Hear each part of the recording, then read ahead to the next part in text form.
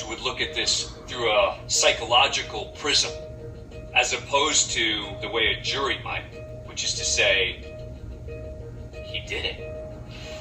Is there anything so distorted about his motivation that would compel me to say that he cannot premeditate and deliberate? And the answer is no.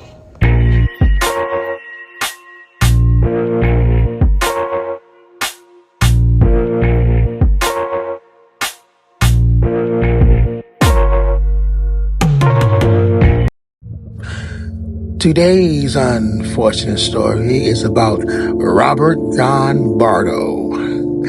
He's an American man serving life imprisonment without parole after being convicted for the July 18th year of 1989 murder of American actress and model Rebecca Schaefer, whom he has stalked for approximately 3 years. Mental illness. He's quite capable of knowing what he's doing. He clearly knew it was wrong, and having what I refer to as a criminal presence of mind. I talked with professionals about this, about trying to explore the reasons why I did what I did.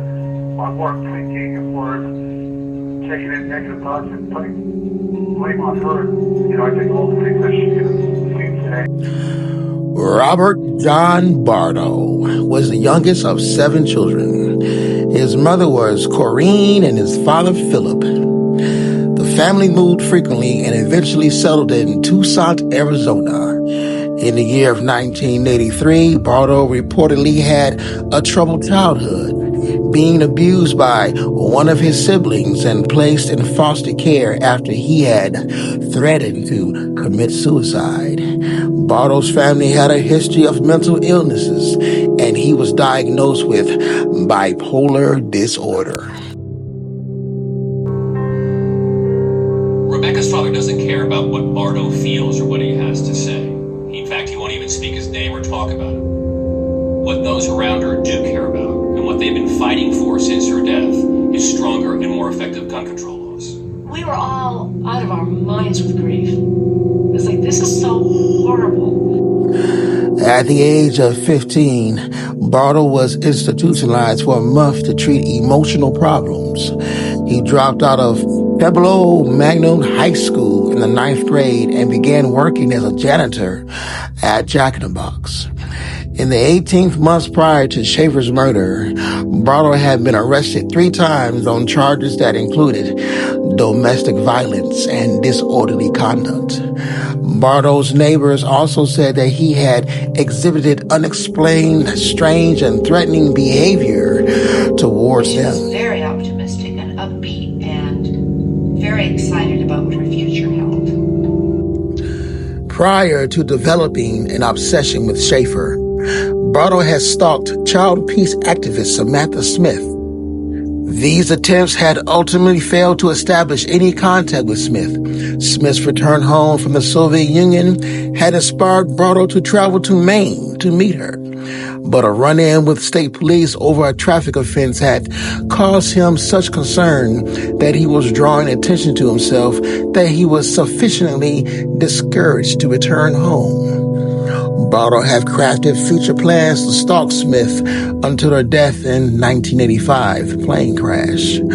Bardo claimed he turned his attentions towards pop stars Tiffany and Debbie Gibson, but neither obsession had percolated into stalking, as he later admitted he could not find a feasible way to carry out his plans in New York City. After writing numerous letters to Miss Schaefer, Bardo attempted to gain access to the set of the CBS television series My Sister Sam, in which Schaefer played a starring role. He was denied interest by security, who encouraged him to return home.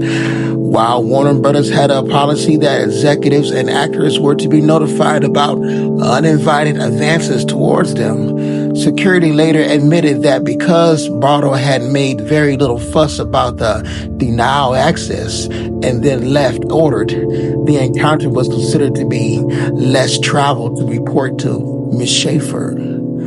Ultimately, Bardo obtained her home address via a detective agency, which is turned tracked at VIA California Department of Motor Vehicles records.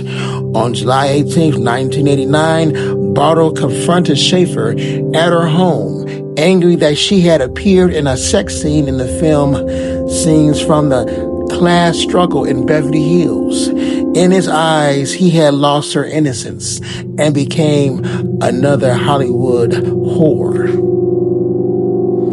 After having been turned away by Miss Schaefer, Bardo stopped at a diner for breakfast, only to return to an apartment again an hour later, ringing the doorbell. When Schaefer opened the door, Bardo shot her in the chest. Bardo was later spotted in Tucson, wandering around aimlessly in traffic, leading to his arrest.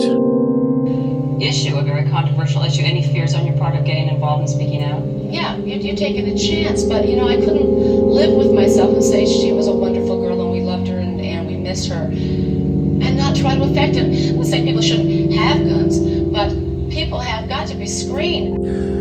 Following his capture, Bardo was housed in a sensitive needs unit for inmates such as gang members, notorious prisoners, and those convicted of sex crimes. During his trial, he claimed the U2 song Exit was an influence in the murder, and the song was played in the courtroom as evidence, with Bardo lip-syncing the lyrics. Bardo's attorneys conceded that he had murdered Schaefer, but they argued that he was mentally ill. Psychiatrist Park Detz, testifying for defense, said that Bardo had schizophrenia and that it was his illness that led him to commit the murder. Bardo was found guilty of first-degree murder and sentenced to life imprisonment without the possibility of parole.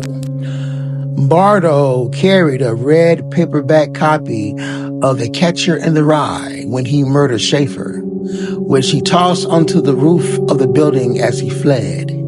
He insisted that it was coincidental that he was not emulating Martin David Chapman, who had also carried a copy of the novel with him when he shot and killed John Lennon on December 8th, the year of 1980. Chapman later claimed in interviews that he had received letters from Bardo before the murder of Schaefer, in which Bardo inquired about life in prison. But stalking has now been clearly criminalized. Yet, 30 years later, many celebrities are still falling victim and have horrible stories to tell, like former Dancing with the Stars winner Shawn Johnson. He, in his state of delusion, thought that I was the mother of his unborn children. It was like I was watching a horror film.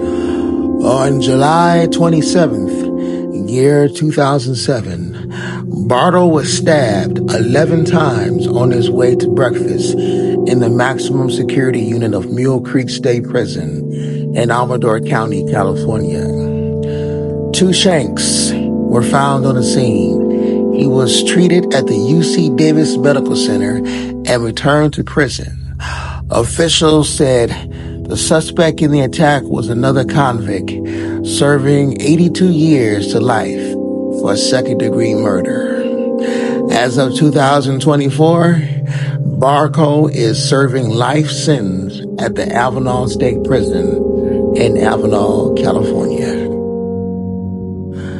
I hope you enjoyed this unfortunate story for actress Rebecca Schaefer.